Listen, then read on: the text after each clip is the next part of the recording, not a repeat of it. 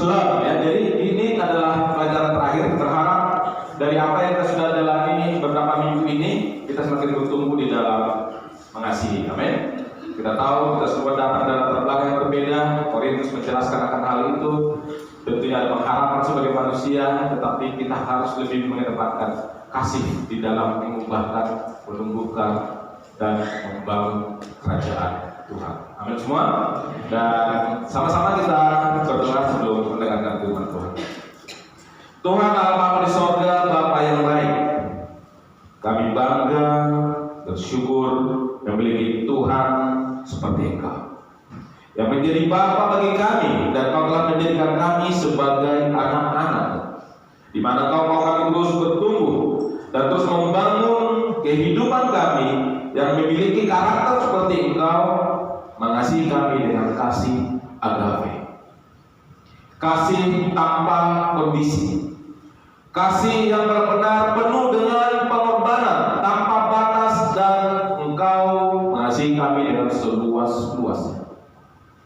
Kami adalah manusia yang jauh dari sempurna, hidup lebih dominan melakukan dosa dan menentang Engkau dan setiap pikiran bahkan tindakan kami. Namun Engkau terus sabar menunggu kami terus mau bertobat dan mau terus belajar mengalami karakter Engkau, dan pada akhirnya mencintai karakter Engkau, sehingga kami Tuhan terus bisa belajar mengasihi Engkau dengan segenap hati kami, sehingga kami pun bisa mengasihi satu dengan yang lain dengan segenap hati, sehingga pada akhirnya itu menjadi identitas kami, bahwa kami adalah orang-orang yang percaya dan mengikut Engkau, sehingga setiap orang yang mengenal dan bersinggungan dengan kehidupan kami boleh merasakan dampak daripada kehadiran kami di tengah keluarga, lingkungan, tengah-tengah kota, bahkan bangsa dan negara kami. Tentunya itu satu privilege yang luar biasa yang Kau percayakan kepada kami, dan biarlah Tuhan kami menghargainya, dan kami melihat perjalanan hidup kami sebagai satu proses pembentukan dari Engkau, bukan hanya sebatas kehidupan yang biasa-biasa saja. Terima kasih Tuhan untuk semuanya, dan hari ini kami mau belajar kembali. Bantu supaya setiap hati kami di sini boleh terbuka dan seperti tanah yang subur, ketika benih firman dilakukan boleh tumbuh subur dan berbuah berlipat ganda.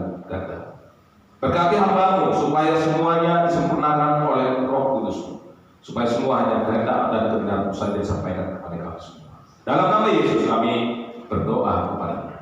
Amin. Oke, saya seminggu ada di Kota Medan. Kita ada retreat Korea. Kita juga bertemu dengan para majelis dari Jakarta, dan momen itu kita bergunakan untuk meresmikan gedung Medan, gedung jemaat di Medan yang telah dibangun selama 4 tahun ya. Dan hari ini saya bertunjukkan kepada kita, mungkin di dalam grup WhatsApp ya sudah ditunjukkan. Ini adalah gedung berkapasitas lebih kurang 1.000 orang, dan ini di lantai 2. Di lantai 1 ada kapasitas 350 orang. 350 orang. Jadi itu bisa digunakan untuk leaders meeting, atau kalau ada yang mau menyewa untuk kapasitas 350 kita bisa menyediakan di bawah. Tapi kalau 1.000 ini di lantai 2. Nah, kamu bayangin ini punya akustik yang luar biasa.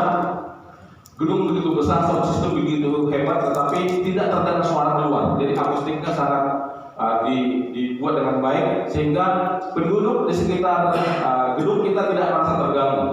Ya, tinggal akustik murid-murid yang perlu diperbaiki. Pokoknya kalau ketawa itu bisa memertakan tembok ya.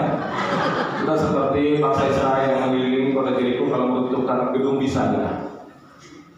Nah, ini kemarin ibadah perdana di sana. Ya, kamu tahu saya di mana?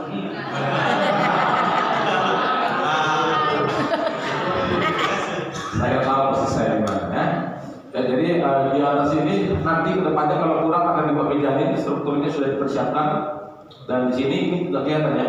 Ini soundman semua ini. Ya, soundman lighting semua ini. Ini lighting kita sudah lengkap. Jadi kalau buat kayak acara-acara Indonesian Idol lah bisa di sini ya. Stand up comedy bisa di sini. Apa lagi? Oh, semua bisa. Jadi menurut perwakilan dari wali kota mengatakan dari semua gedung yang pernah diresmikan, inilah gedung terbaik saat ini di kota Medan. Nah, sekarang kita punya miniaturnya, doakan. Nah, tahun ini gedung ini akan terakhir. Ada satu good news, kita punya teman dan itu ada saudara dari Anton Riuri. Kita akan menyewa satu gedung yang akan dibangun di Swalayan. Ada 3 lantai, kemungkinan besar penawarannya kita ada lantai 3 dan kita bisa set up satu ruangan yang lebih baik dari tempat ini. Doakan ya, semuanya bisa berjalan dengan baik. Amin. Tuhan selalu memberkati. Itu saja khotbah hari ini. Semoga ini memberikan semangat buat kita semua. Beriman, suatu hari punya gedung seperti ini di sana. Luar biasa ya. Ini kontribusi dari seluruh jemaat, bukan hanya di Medan, tapi seluruh Indonesia, seluruh Nusantara. Ya, kamu pun berkontribusi di sini. Ya paling tidak doa lah ya. Ya, saya hargai Jemaat Medan. Saya juga pernah terlibat di sana. Kita mengumpulkan sampai 10 miliar dan kekurangannya sekitar 30 sampai 40 miliar itu ditanggung oleh saudara-saudara kita yang ada di pusat. Bayangkan mereka berkorban. Mereka tidak akan dapat di ruangan ini, mereka tidak akan ibadah di sini, mereka tidak akan ibadah PDG di sini, tapi mereka berkorban untuk saudara-saudari di Sumatera. Karena ini adalah pilar daripada Sumatera. Suatu hari kita berkonferensi Sumatera, semua akan berkumpul di sini. Amin. Nah, kita akan set up, bisa ibadah sekali nanti di Medan. Nanti kita coba buat janji dengan mereka. Ada space buat kami. Ya. Kalau space kami datang. Kalau nggak ada, ya udah kami nggak mau datang. Ya. Dan kita berharap kita disambut dengan tari. Itulah keluarga. Nah, kita lanjut belajar. Kalau kita lihat tadi bagaimana mereka berkorban dari sisi materi, ya mereka berjuang untuk bahkan ada beberapa daripada mereka seperti mengemis, ya bahkan mereka buat seperti satu STM ya, arisan. Jadi ada satu peristiwa waktu itu anggaran sudah habis, terus tiba-tiba butuh kursi 1000 yang baru. Nah terus disampaikan kepada sebuah grup, oke bagaimana nih ada 1000 kursi dibutuhkan. Terus tahu nggak mereka bilang apa? Saya 100, saya 200, saya 300, saya 250. Satu hari kursi terkumpul 1000. Itu gila. Dalam satu hari mereka selesaikan. Tiba-tiba karpet dibutuhkan karena supaya kursinya lebih bagus. Itu karpet tadi yang kita lihat. Ini aja lah kita bicara ini ya. Untuk sesuai dengan kebutuhan kita susah dicari. Tiba-tiba ada satu kontraktor di dalam jemaat, saudara brother kita juga, dia lagi mengerjakan sebuah proyek hotel. Tiba-tiba hotel itu menolak. Dan dicek, ternyata ukuran ini pas buat gedung ini. Akhirnya diberikan kepada kita dengan setengah harga. Itu luar biasa ya. Karena harusnya diri itu nggak bisa kontrak kemana, belum tentu konsumen berikutnya bisa seperti ini. Akhirnya kita ambil dan inilah menjadi karpet kita hari ini ya. Ini karpetnya tebal ini dulunya. Jadi kalau nanti kita ke sana, ya sepatu besi lah ya. Kalau kita sepatu berdua kotorin kaki, jangan tahu rasa lah. Itu namanya egois. Ya. Nah, jadi kamu lihat Tuhan itu benar-benar selalu bekerja. Selalu bekerja. Saya ingat ketika kita di Medan, kita pindah dari beberapa tempat, ya, karena kita negosiasi dianggap sepele. Kadang udah belum diusir, ya, dibilang kalian berbuat kekacauan, segala macam. Tapi kita tetap berdoa dan akhirnya Tuhan menjawab setelah 29 tahun ya. Setelah 29 tahun, jemaat kita di Medan akhirnya memiliki gedung sendiri. Kita sudah berapa tahun? 12 tahun. Ya, janganlah kita harus sama seperti mereka ya. Kalau mereka 29 tahun, kita 5 tahun lagi. 28 tahun.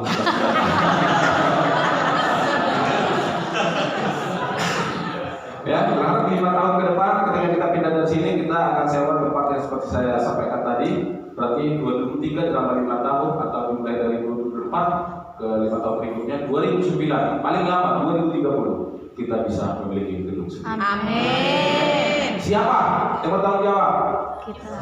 Saya. Pak Pendeta, ibu sama pendeta. kita semua ya. Yes. Doakan Tuhan akan mengirimkan orang-orang yang tepat untuk itu. Nah, kita sudah belajar sebulan tentang bagaimana kita mengutamakan dan membuat kasih lebih besar di dalam relationship, dalam kehidupan kita berjemaat, baik itu ketika kita di rumah kita masing-masing, ketika kita di lingkungan dimanapun kita berada, sebagai murid-murid Tuhan, kita diperintahkan. Ini bukan syarat, tetapi perintah supaya kita apa? Saling mengasihi. Kasih yang kita gunakan apa? Kasih agape. Ya, penuh pengorbanan tanpa syarat. Dan minggu lalu saudara kita tentu sudah berkhotbah kepada kita tentang bagaimana aplikasi-aplikasi kehidupan yang real yang dia pribadi mungkin alami bahkan orang-orang di sekitarnya, tetapi di dalam konteks berjemaat ada analisa atau survei yang saya lihat yang terjadi belum sepenuhnya agape, tapi kita mau bertumbuh kepada agape, kita mungkin banyak bertumbuh di Filio. Kasih persaudaraan, bukan saudara, bukan saudara kandung, tetapi kita menganggap mereka lebih daripada saudara kandung. Itulah filia. Ya, kalau storge itu ya hubungan darah antara ibu, bapak dengan anak dan saudara kandung. Eros suami istri. Ya, jadi pacaran jangan pakai eros. Amin semua. Pakai yang mana? Gak tahu. Nah, ini mungkin satu kelas untuk single untuk mengerti apa itu namanya pacaran ya. Banyak sekali kita cara pandang, image kita, pengertian kita tentang pacaran itu dipengaruhi oleh bagaimana lingkungan dan kita lihat setiap hari. Dari yang otak kita menerjemahkan definisi pacaran itu jalan berdua, pergi ke sudut berdua, nonton berdua, satu sedotan berdua, dia nggak tahu lah ya. Itu yang sering terjadi. Nah, jadi video itu sering sekali kita lihat ada beberapa hal yang sudah kita lakukan dan itu terjadi di dalam jemaat, seperti bagaimana kita suportif ya kepada satu dengan yang lain, bagaimana kita membangun atau menjaga keterbukaan komunikasi antara satu dengan yang lain, kita terus belajar terbuka, amin. Dan bagaimana kita juga selalu ada bersama satu dengan yang lain, leader ya, trust satu dengan yang lain, dan bagaimana kita terus bisa dalam di dalam berkomunikasi. Ini kita bangun, dan inilah yang mengikat hubungan filio itu. Makanya kita di sini bisa satu rasa, betul nggak? Kita dekat satu dengan yang lain, dan kita ingin selalu bertemu dan bersekutu satu dengan yang lain. Tetapi Tuhan mau kita tidak hanya di level persaudaraan, tapi kita terus mau di level agape. Dan ini butuh usaha. Karena apa dikatakan? Kejarlah kasih agape. Ya, dikejar setelah kita memilikinya, kita harus menerapkannya. Sebagaimana yang sudah saya khotbahkan di minggu lalu. Petrus akhirnya mengerti bahwa tidak cukup hubungan dia dengan Yesus sebagai hubungan filio, sebagai hubungan persaudaraan, tetapi Yesus mau dia terus bertumbuh kepada hubungan yang agape.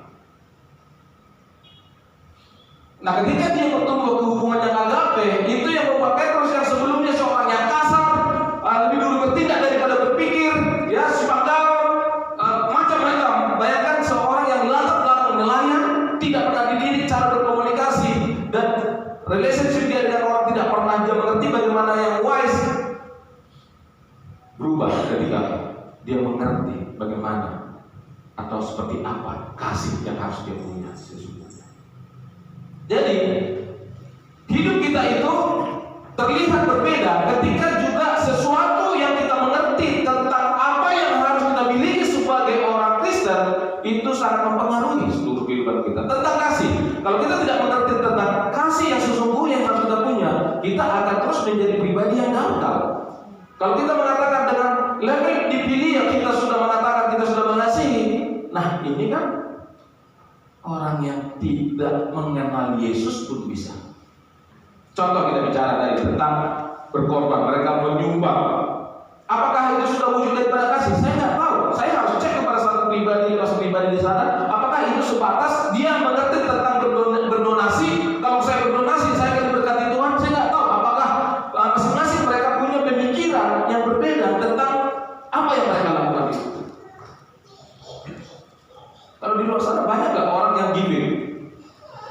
Banyak nggak orang giving di luar sana yang rela mengorbankan hartanya untuk menyumbang sesuatu, sifatnya apakah itu kepada pribadi, organisasi, ataupun di dalam membangun sebuah bangunan seperti yang tadi kita bicara.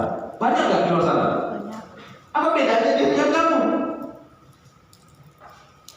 Saya lihat hari ini sebuah bangunan bisa dibangun dengan megah, tidak mengatasnamakan Tuhan, tetapi mengatasnamakan satu dewa yang mereka percaya. Mereka begitu sangat berkorban. Banyak nggak? Banyak. Jadi apa bedanya kita dengan mereka? Nah, ini yang perlu kita pelajari dan kita harus lihat kepada diri kita. Apakah kita benar-benar melakukan itu karena dasar kasih agape? Ya, ini adalah ayat yang sudah saya bacakan sebelumnya, tapi saya tidak bicara di sana. Tapi bagaimana kita terus bertumbuh, bergerak, move dari Phileo ke agape? Dari mana? Dari Phileo ke agape. Inilah yang menjadi proses pertumbuhan kita sebagai murid-murid Tuhan di dalam berjemaat.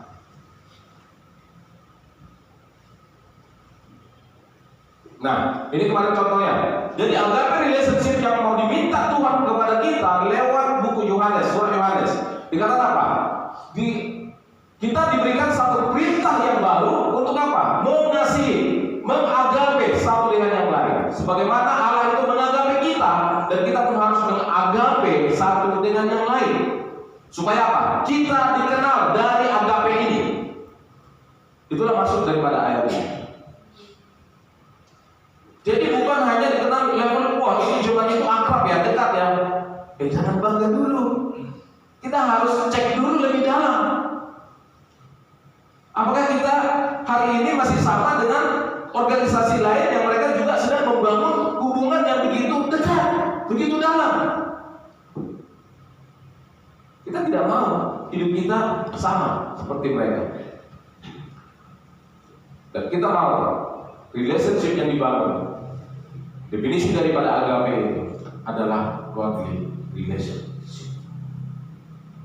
Relationship yang kudus, relationship yang dewasa, relationship yang apa? Kalau godly, saleh. Kesalehanlah yang kita kedepan. Inilah yang Tuhan mau dibentuk di dalam diri setiap orang percaya kepada Dia, yang mengaku bahwa dia adalah pengikut Yesus, bahwa dia adalah murid Yesus. Dan ini adalah goal yang harus diusahakan. Tidak terjadi dengan hanya menutup pintu dan berdoa di kamar dan mengatakan, Tuhan, saya mau menjadi pribadi yang akan bertumbuh, punya relationship, punya hubungan yang saleh. Tapi kita sendiri harus mengusahakan, mempraktekannya, melatihnya, mendefinisikan ulang di kepala kita sehingga kita mengerti bagaimana melakukan itu dengan pengertian yang benar. Ini yang kita harus betul. Buku Korintus sangat menarik. Kalau kita lihat di ayat sebelumnya, dikatakan apa? Di 12, mereka datang dari latar belakang Buddha setara suku, dari kalangan Yahudi dan Yunani. Di pasal sebelumnya dikatakan apa? Mereka tidak ada yang bijak. Mereka sebelumnya adalah orang-orang miskin, tetapi mereka akhirnya menjadi kaya karena dukungan daripada kota Korintus, kota pelabuhan, berkumpulnya banyak pedagang, dan di sana banyak sekali putaran uang yang akhirnya itu berdampak kepada ekonomi setiap murid-murid yang ada di sana pada saat itu. Tetapi lingkungan yang tidak sehat, prostitusi, korupsi, sangat merajalela, dan itu bisa mengubah mindset jemaat pada saat itu. Bagaimana mereka berinteraksi terhadap satu dengan yang lain. Budaya lingkungan, pendidikan itu sangat mempengaruhi bagaimana cara berpikir kita, dan itu mempengaruhi tingkah laku kita, baik itu di rumah, dan itu juga bisa dibawa ke dalam sebuah gereja. Kemudian dia bilang apa? Paulus mengatakan, kalau begitu kamu harus mengerti bahwa setiap orang yang sudah dibaptis menjadi satu tubuh, dan kita semua diberi minum dari satu roh. Artinya hari ini Tuhan membuat kita terkoneksi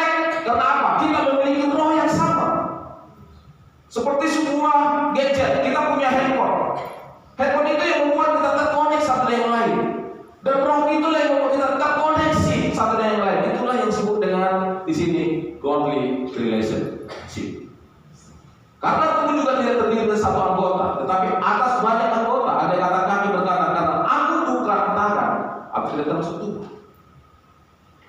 Jadi anatomi tubuh di sini adalah gambaran tentang relationship. Kenapa Paulus sampai menggunakan ini? Supaya mereka ngerti bahwa mereka itu semua penting. Tidak ada yang lebih penting dan lebih kurang. Dan tidak ada yang berkata bahwa dia lebih berguna daripada yang lain. Bahwa ada anggota tubuh yang tidak terhormat pun itu sangat dibutuhkan. Yang paling lemah itu juga dibutuhkan. Dan tidak ada satu anggota tubuh pun mengatakan bahwa aku lebih baik dan aku lebih penting dan kamu tidak berguna dan saya tidak membutuhkan kamu. Tidak ada. Itulah maksud Paulus. Kenapa? Itulah yang terjadi di Korintus. Bahwa ada bagian dari para jemaat mengatakan bahwa aku lebih penting dan lebih berguna. Makanya mereka terpecah belah dan mengatakan, aku golongan Apolos, kamu golongan Paulus, dan aku dari golongan Kristus. Kenapa mereka menentukan diri? Karena mereka sedang mencari latar belakang yang sama. Mereka sedang mencari hobi yang sama. Mereka sedang mencari komunitas yang hobi atau pemikirannya sama. Sama-sama pintar, sama-sama pengusaha. Ini bahaya. Dan ini yang kita tidak mau dunia mempengaruhi kita. Suku tidak boleh memisahkan kita. Amin. Kamu tahu untuk menghancurkan negara ini dari mana caranya? Dengan politik pecah belah. Itu yang pernah dilakukan penjajah kepada kita. Karena kita terdiri dari suku, ya, dipisah oleh kepulauan dengan budaya karakter yang berbeda. Dari sanalah para penjajah masuk. Dia memecah belah antara suku, budaya, kerajaan dengan kerajaan. Akhirnya kita bersatu. Wah, politik ini tidak boleh dibiarkan. Akhirnya kita seluruh Nusantara harus bersatu. Munculnya yang namanya apa? Sumpah Pemuda. Kami putra putri Indonesia berdarah satu, yaitu darah Sasak.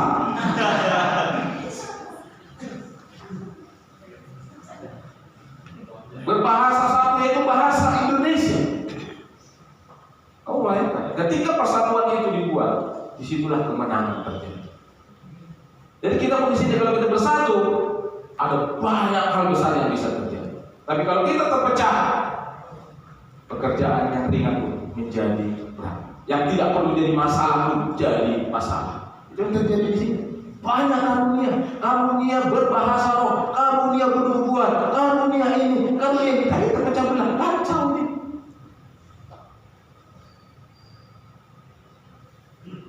Kayak Paulus bilang, karunia itu harusnya mempersatukan dan membangun, bukan memecah belah. Apa lagi dikatakan? Andai kata tubuh seluruhnya adalah mata, di mana kamu pendengaran? Andai kata seluruhnya adalah telinga, di mana kamu penciuman? Tetapi Allah telah memberikan kepada anggota masing-masing secara khusus suatu tempat pada tubuh seperti yang dikehendakinya. Andai kata semuanya adalah satu anggota, di mana tubuh? Memang ada banyak anggota, tetapi hanya satu tubuh. Jadi mata tidak dapat berkata kepada tangan, aku tidak membutuhkan engkau, dan kepala tidak dapat berkata kepada kaki, aku tidak membutuhkan engkau. Malahan justru anggota tubuh yang paling lemah, yang paling dibutuhkan. Jadi fungsinya kita hari ini sebagai anggota tubuh atau analogi ini dibuat untuk menunjukkan apakah kita benar-benar mengerti fungsi kita sebagai anggota tubuh.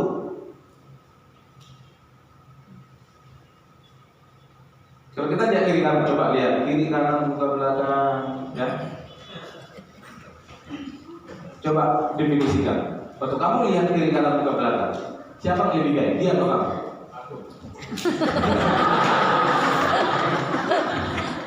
Siapa lebih cantik? Dia atau kamu? Ya. Siapa yang lebih ganteng? Siapa yang lebih pintar? Siapa yang lebih bodoh? Kesimpulannya, tetaplah hidup meskipun tidak berguna.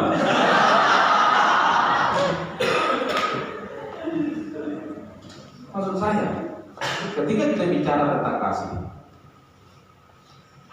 kamu lihat anggota tubuh yang paling lemah, Definisi lemah di sini bisa diartikan lemah secara spiritual, lemah secara fisik, lemah secara kehidupan ekonomi, lemah secara kehidupan sosial, pendidikan, banyak. Tapi hari ini untuk menguji apakah kita memiliki agape, ketika kamu berhadapan orang yang paling lemah dan kamu di atas daripada standar, sebenarnya ini hanyalah ditempatkan untuk menguji siapa kamu sesungguhnya di dalam Kristus. Siapa kita di dalam Kristus? Ini kalau kita bicara dalam konteks leaders, bimbingan. Anak bimbinganmu tidak berubah pun, kita harus tetap mengasihi. Karena apa? Karena ini hanya menguji kesabaran kita. Karena Tuhan mau menguji apakah kita tetap bisa peduli kepada orang yang seperti ini. Karena ini bukan tentang dia, tetapi ini adalah tentang kita secara pribadi ketika mau diukur dari mengasihi. Jadi ketika Tuhan mengatakan iman, pengharapan, kasih,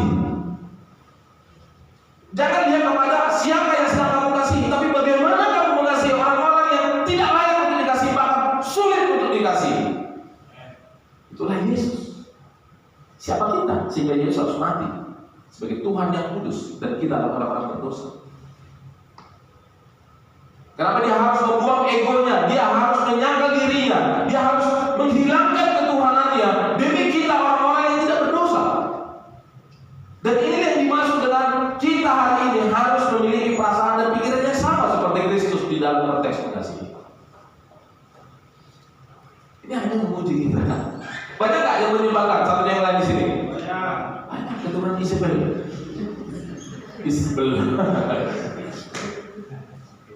Banyak nggak yang kamu rasa tidak cocok cara berpikirnya dengan kamu? Banyak nggak budaya latar belakang karakternya tidak cocok dengan kamu? Banyak. Semua di sini tidak ada yang cocok. Saudara kamu aja kita nggak cocok, betul nggak? Satu rahim loh, satu rahim. Dan kita dibesarkan dengan, kalau di sini dibilang satu roh, kita satu ludah. Karena waktu kecil mama kita melamar kita dengan ludahnya yang banyak itu. Saya dan adik saya dibesarkan dengan bukan hanya nasi, tapi tambahan nutrisi dari ludah mama saya. Untuk tidak ada penyakit menular pada saat itu, yang pada akhirnya turun kepada saya. Gitu ya? Makanya hari ini ibu-ibu jangan lagi makan anakmu ya. Kamu punya terus,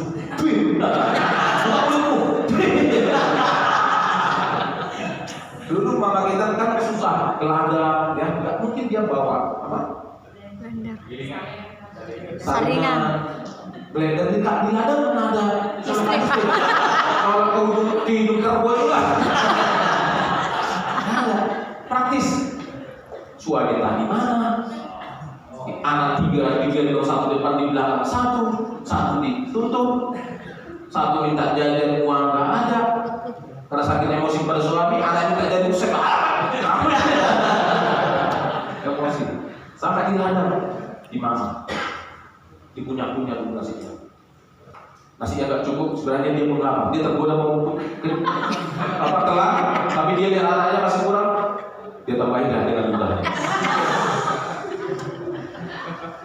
Makanya khususnya anak-anak kelahiran tahun 70 ke bawah, nah, itu dibesarkan bukan hanya dengan nutrisi susu dari ASI ibu, tapi juga dari ludah ibu.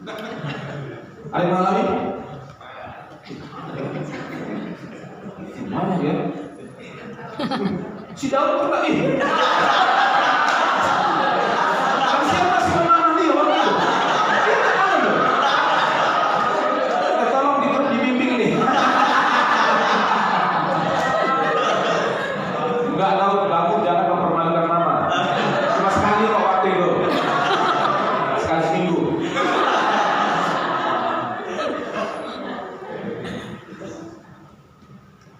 Amin semua. Kenapa kita ngomong memamah dia? Anggota tubuh yang menurut pemandangan kita kurang terhormat, kita berikan penghormatan khusus loh. Kenapa? Karena di sini banyak berkebutuhan. Iya, kamu jangan ini ya. Kita semua berkebutuhan khusus di sini. Amin semua. Jangan kamu down lihat anak yang lahirnya dia special need, terus kasih dia special need. Kamu tuh special need, ya kan? Percaya nggak kamu kebutuhan, ada kebutuhan khusus? Ini yang kita bilang.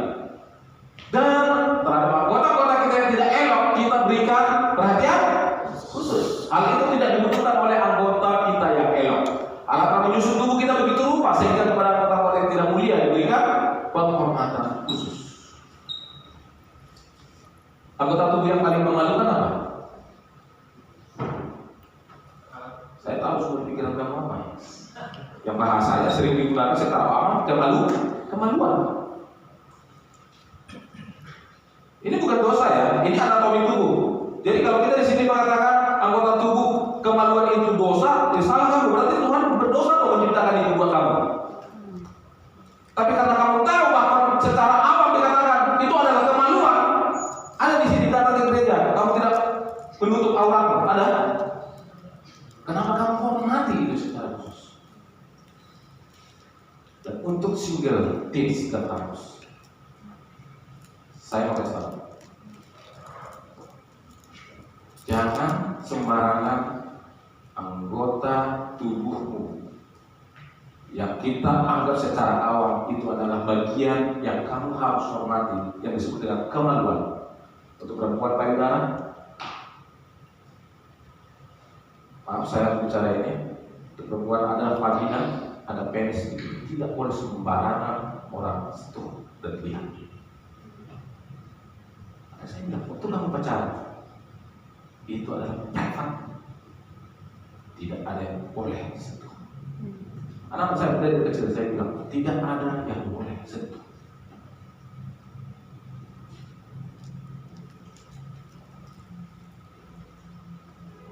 Dia diberikan penghormatan khusus. Ya kan? Rata-rata semua kita di sini sudah pakai celana dalam, pakai celana lagi di luar, betul nggak? Artinya apa? Tidak hormat. Tapi kenapa kamu tidak berikan penghormatan khusus ketika kamu punya relationship dengan lawan jenis? Yang sini. Itu private. Dan untuk orang tua di sini, di sekolah mana anak kamu berada, selalu nasihati. Selalu nasihati. Cara duduk, dengan siapa dia duduk.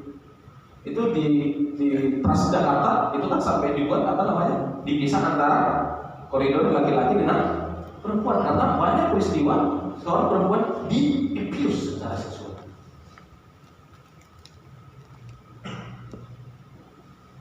Dan di sini di dalam berjemaat kita harus bisa juga melihat satu yang lain secara khusus, di mana ketika mereka terlihat seperti yang tidak terhormat, kita memberikan penghormatan khusus. Ini untuk aplikasi ketika kita mengerti arti kasih. Amin semua. Amin semua. Aku mau jaga cucunya. Tapi bukan setelah ini langsung mau. Sama siapa kau? Kuliahlah laki-laki itu, hidup belang itu. Enggak juga begitu. Ya?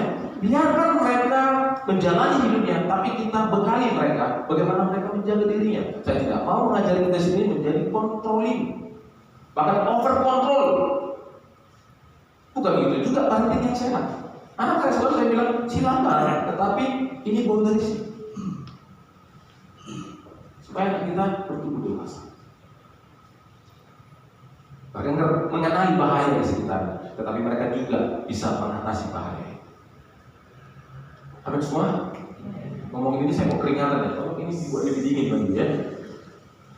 Oke, semua anggota tubuh berguna. Tidak ada anggota tubuh yang lebih penting dibanding anggota tubuh yang lain.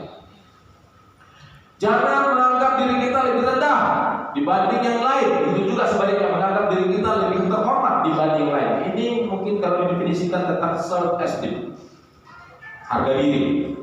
Tapi hari ini saya tidak bicara self esteem. Ya, semua anggota tubuh saling membutuhkan dan saling melengkapi. Jadi semua di sini melengkapi. Kekurangan satu yang lain tujuannya untuk apa? Melengkapi. Kamu punya kelebihan, bukan lebih-lebih ya. Ada lebih-lebih itu beda ya. Kamu punya kekuatan, itu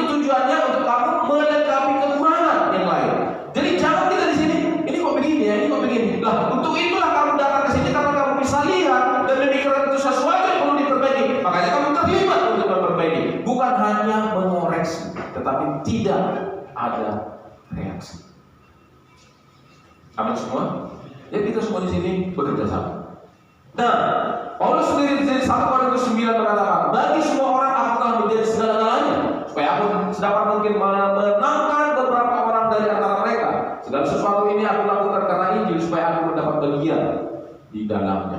Be all things to all men. Ini kalau kita baca konteksnya tentang apa? Karena di Korintus mereka mulai memisahkan kelompok-kelompok itu. Tapi Paulus sendiri belajar untuk beradaptasi sebagai orang Yahudi. Ketika bertemu dengan orang Yunani, dia seolah-olah menggunakan cara pikir Yunani supaya dia nyambung.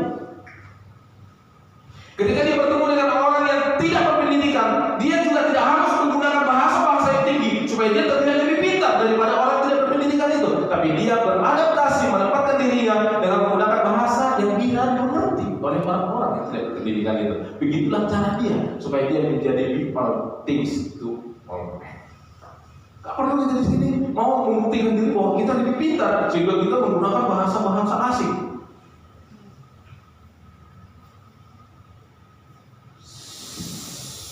Bukan itu ya. Gak penting, itu kan Paulus. Mari kita menggunakan bahasa yang sama supaya apa? Supaya kita sama-sama mengerti dan bisa terbangun. Kalau kamu mau pakai bahasa-bahasa asing di tempat kamu sendiri dan itu tujuan untuk Tuhan, silakan. Kalau memang itu membuat kamu lebih dekat kepada Tuhan. Sekalipun aku dapat berkata-kata dengan semua bahasa manusia dan bahasa malaikat, tetapi jika aku tidak memiliki kasih, aku sama dengan bom yang berkumandang dan canang yang gemericik. Ya, gak ada gunanya. Sehebat apapun, sepintar apapun kita hari ini, tidak ada gunanya kalau tidak didorong dasar kasih. Ini khotbah saya terakhir. Saya tutup kemarin kalau nggak salah dengan itu. Kasih itu sabar, murah hati, bersukacita karena kebenaran, menutup segala sesuatu, percaya segala sesuatu, mengharapkan segala sesuatu, sabar menanggung segala sesuatu. Ya, kasih itu seperti ini. Tapi juga ada yang bisa membuat kasih ini tidak nyata. Karena apa? Kita cemburu, memegangkan diri, melakukan yang tidak sopan, sombong, mencari keuntungan diri sendiri, pemarah, menyimpan kesalahan, bersukacita karena ketidakadilan, dan kasih tidak berkesudahan. Nah, artinya apa yang membuat kasih ini akhirnya tidak bisa diaplikasikan. Karena satu sisi saya percaya kita semua di sini ingin mengasihi, betul? Dan tidak ada di sini datang ke sini belajar dan dengar firman, nyanyi. Tidak ada di sini maksud dan tujuannya tidak mau mengasihi. Saya percaya kita semua ingin bisa mengasihi. Tapi ada hal yang kita tidak ketahui. Isunya ini semua harus ada di dalam hati kita. Tetapi ini perlu kita bereskan. Amin semua? Ini perlu dibereskan. Jangan biarkan. Jangan begini, saya satu sisi ingin sekali untuk terus bisa murah hati, tetapi saya juga memegangkan diri supaya dilihat orang saya ini giving. Ya enggak betul juga. Murah hati, tapi supaya dilihat orang saya murah hati. Oh, saya mau benar-benar bisa sabar, tetapi mencari keuntungan diri sendiri. Gak bisa. Ini kita kerjakan, tapi ini juga kita pertahankan. Ini disebut dengan ego. Jadi isunya adalah ego, sehingga hari ini keinginan kita yang besar itu untuk benar-benar punya kasih agape terhalang karena ego kita.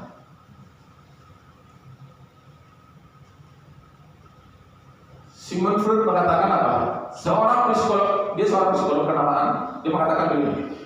Kepribadian manusia, kita sudah belajar ini di minggu pertama tentang kepribadian, minggu kedua, ya. Mulai dari apa? Mindset, masa lalu, ya, atau disebut dengan skema. Itu adalah temperamen. Tapi juga ada bagian terdalamnya kalau diiris lagi namanya ego.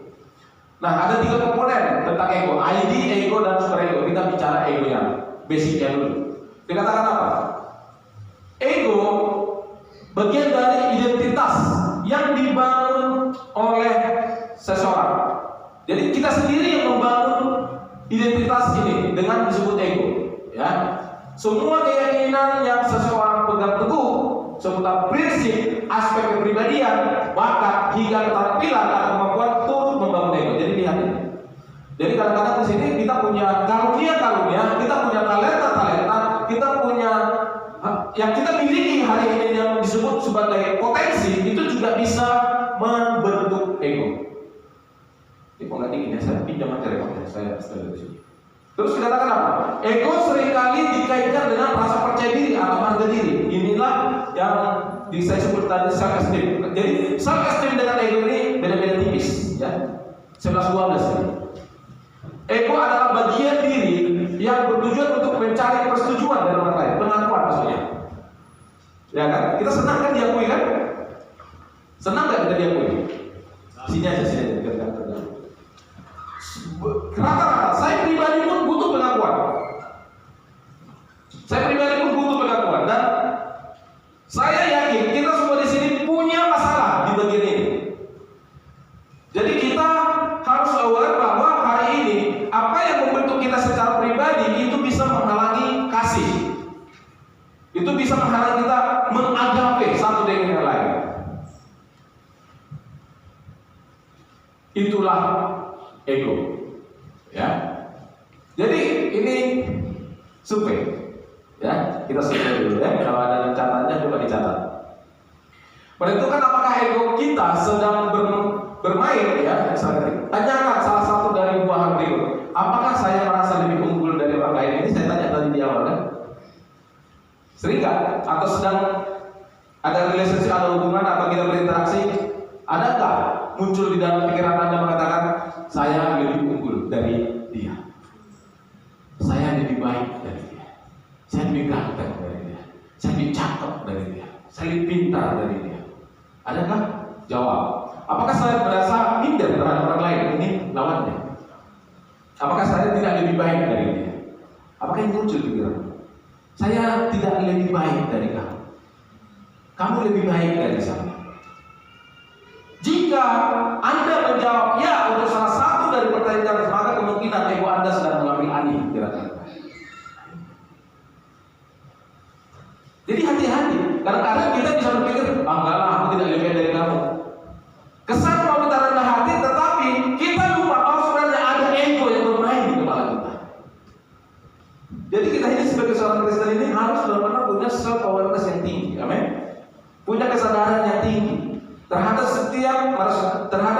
semua situasi. Kita responnya itu harus benar-benar mikir dulu. Makanya dikatakan apa? Miliki pikiran dan perasaan yang sama seperti Kristus. Kita harus delay respon dulu.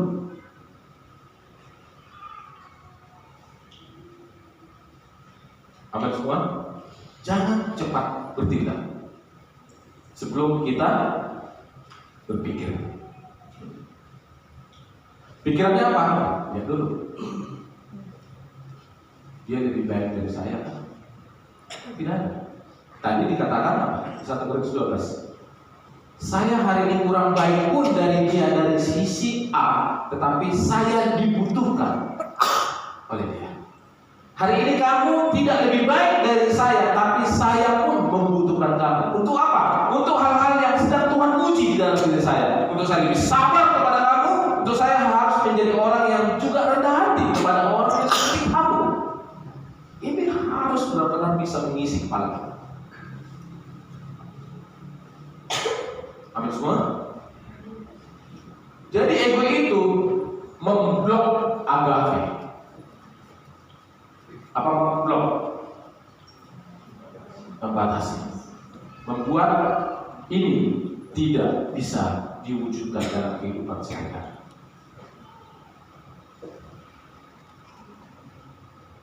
Ini memblok. Nah, ini bahasa Bataknya. It's better to lose your ego to the one you love than to lose the one you love because of ego. Artinya, unak sumbang kumala kalau kita, itu artinya. Lebih baik kita kehilangan ego untuk orang yang kita kasih daripada kita kehilangan orang yang kita kasih karena ego. Amin semua. Amin semua.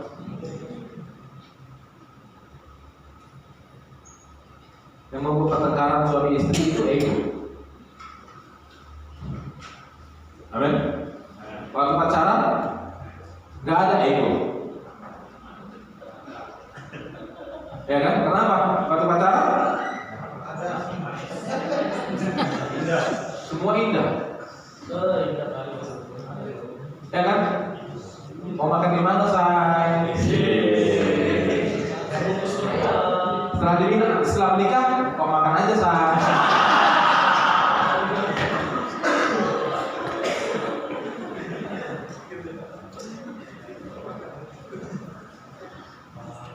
Karena setelah menikah baru kamu bisa lihat siapa sebenarnya pasangan. Jadi sebenarnya pernikahan itu relationship yang dibangun menuju kepada godly relationship. Waktu kamu pacaran itu gak ada godly-godlynya.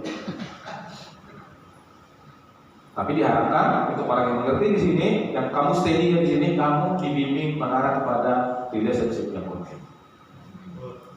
Makanya kalau pergi kencan, kamu ditemani yang lain, itu masih dikondisikan.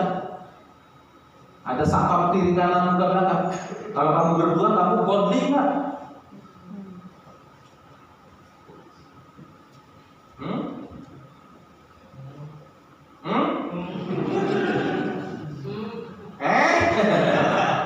Godly nggak kalau kamu berdua? Saya kadang suka ngetes.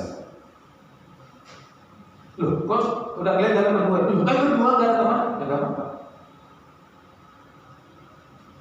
Itu memberikan tanggung jawab, dan kita berharap tanggung jawab apa? Kepercayaan itu dihargai. Dan Tuhan hari ini kepada kita begitu. Jadi hari ini untuk single kamu sini, kamu jangan compare ya dengan kota lain. Pak Pendeta, kota lain hari ini pacaran tuh bisa jalan berdua. Emang kapan jalan bertiga? Emang jalan berdua kok. Oh, maksudnya gak disiplin waktu pergi hangout ataupun waktu pergi dating. Saya nggak tahu. Apakah memang mereka di level kedewasaan yang luar biasa seperti itu, waktu berdua bisa jaga hubungan yang tetap godly? Saya nggak tahu. Tapi hari ini saya mengenal kamu semua.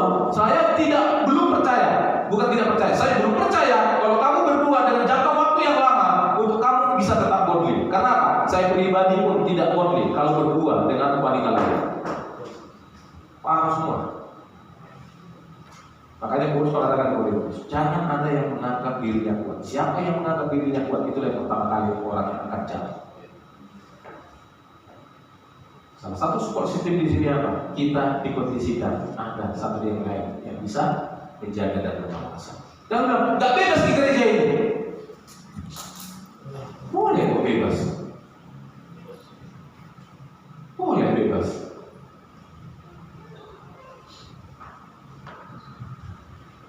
Tapi konsekuensi tanggung sendiri. Amin semua. Amin. Jadi jangan bilang kita di sini kontrol, enggak kok. Ya, saya orang sebenarnya enggak. Kita bisa berdiskusi. Kalau kamu merasa saya kontrol, kamu datang ke Pak, saya mau kontrol. Oke, silakan. Buktikan kepada kita bahwa kamu sesuai dengan komitmen dan perkataan. Saya akan respect dengan itu, dan saya akan minta kamu mengajar di sini untuk kita orang-orang yang tidak bisa godly ketika kita seperti kamu. Terbuka. Gereja ini terbuka untuk orang yang dia kuat di bagian-bagian tertentu. Amin semua? Datang di saya. Pak Robin, saya kuat di bagian ini. Boleh nggak saya ajar? Silakan. Karena itu yang kita butuhkan di sini. Karena kamu pernah lama di situ, kamu kuat di berikutnya di bagian itu, silakan kamu inspirasikan kita. Itu cara kita, cara mainnya di sini. Amin. Jangan kau mainkan mainku. Jadi main kita. Ya. Terakhir. Nah, biasanya kalau saya bilang terakhir, berapa menit? 2 menit lagi. Tapi janji ini cuma 2 menit, saya udah coba. Jadi karena ada Kristus, ada nasihat, ada penghiburan kasih, ada persekutuan roh, ada kasih mesra dan belas kasihan. Karena itu sempurnakanlah sukacitaku dengan ini. Hendaklah kamu sehati sepikir. Ya, ini surat Paulus juga ke Filipi. Ya.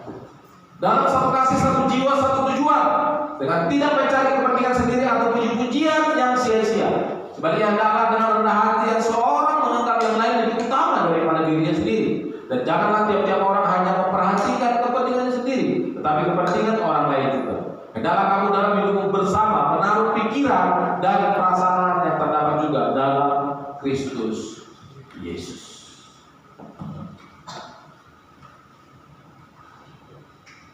Jadi jemaat Filipi juga nggak ideal. Problemnya di sana banyak juga murid-murid atau jemaat yang tidak satu tujuan, punya tujuan pribadi, punya misi pribadi, ya, tidak memiliki kasih agape, tidak satu jiwa, ya, tidak sehat pikir, mencari kepentingan pribadi, mencari pujian pribadi, pengakuan pribadi, wah semua di situ ada. Jadi sebenarnya kalau kita lihat dari isi surat-surat para rasul, terutama Paulus kepada jemaat di beberapa kota Asia kecil, tidak ideal. Dan kita perlu belajar dari apa yang pernah mereka alami, dan kita perlu bertumbuh di zaman sekarang. Amin. Ini adalah sesi mengutamakan atau membuat kasih lebih besar untuk bulan ini. Berharap dengan kita mengerti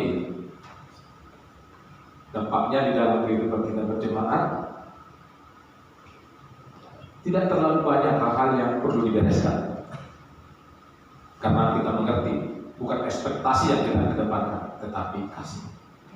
Tidak ada masalah yang terlalu rumit untuk diselesaikan. Amin semua. Ini sudah bulan Agustus, tolong tidak ada unfinished business tentang pikiran, perasaan di dalam relationship. Kita mau bangun godly relationship. Jangan hanya puas dengan filio atau kasih persaudaraan. Saya hargai jemaat ini kasih persaudaranya bagus banget. Saya respect.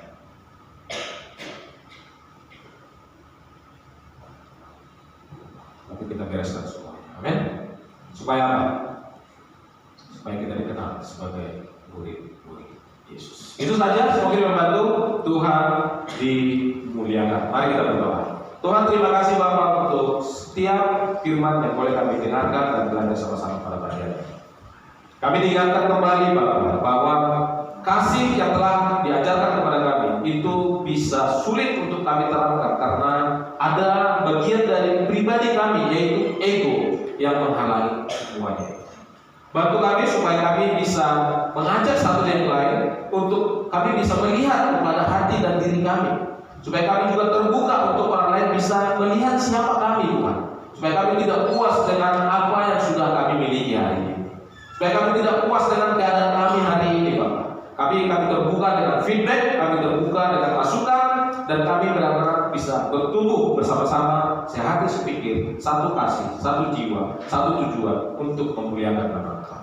Supaya gereja Engkau, supaya jemaat Engkau menjadi satu tubuh, di mana satu dinamika yang luar biasa bisa terjadi. Kami mengasihi, kami saling membutuhkan, dan tidak ada yang lebih penting dan lebih kurang. Dan kami semua di sini adalah orang-orang yang telah Kau panggil. Semuanya sama-sama dikasihi oleh Engkau. Terima kasih Bapak untuk semuanya. Terpuji nama Engkau, dalam nama Tuhan Yesus Kristus kami berdoa mengucap syukur kepada-Mu. Amin.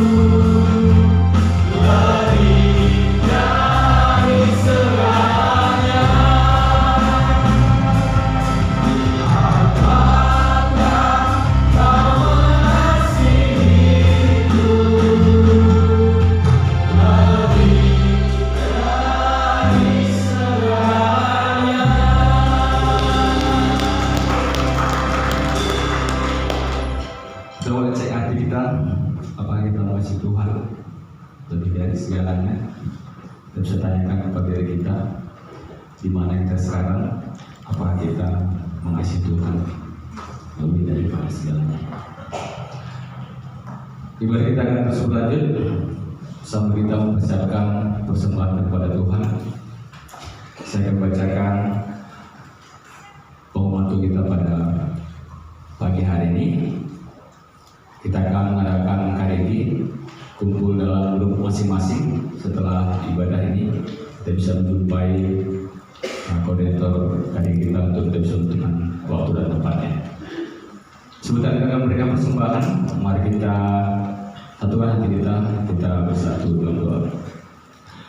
Bapak yang baik, terima kasih Tuhan buat hari ini. Kami bersyukur kami sudah datang ke tempat ini dan sudah menyanyikan beberapa lagu pujian Tuhan. Biarlah lewat persembahan kami, yaitu lewat suara kami, lewat persembahan yang kami kumpulkan pada pagi hari ini, itu semua kami kumpulkan atas dasar kami bersyukur dan bersukacita kepada Tuhan. Biarlah semua yang kami kumpulkan pada pagi hari ini, itu semua akan dipergunakan untuk memperluas kerajaan Engkau di kota ini. Terima kasih Bapa. Di dalam nama Tuhan Yesus Kristus kami berdoa dan bersyukur kepada Engkau. Amin.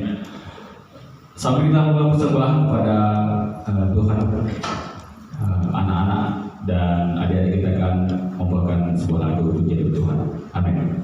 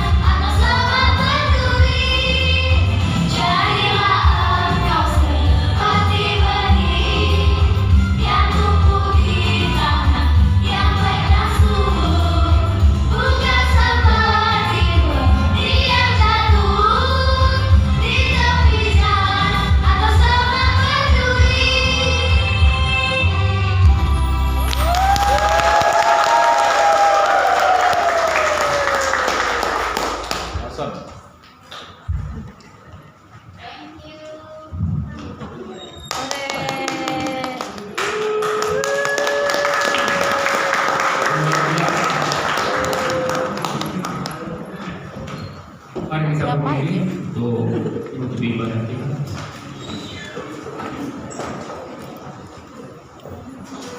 Mari kita berdoa.